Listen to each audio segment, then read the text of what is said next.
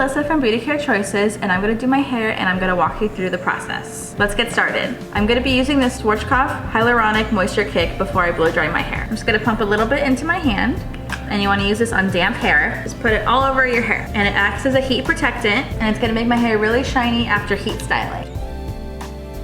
And I'm gonna use this Goldwell extra volume on my roots. And when you apply it on your roots, it's gonna give your roots some extra volume. And again, put this on damp hair. And to blow dry my hair, I'm going to use this NanoThermic brush from Olivia Garden. And to blow dry my hair today, I'm going to use the Schwarzkopf Pro Heat 2.0.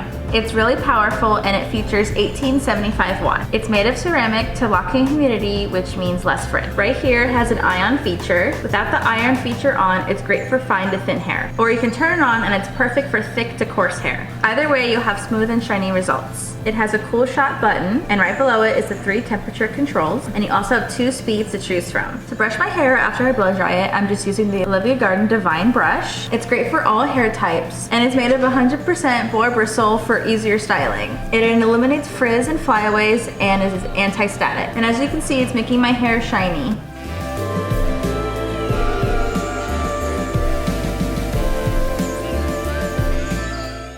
I'm gonna use this Schwarzkopf Professional Freeze Hairspray to finish off my look.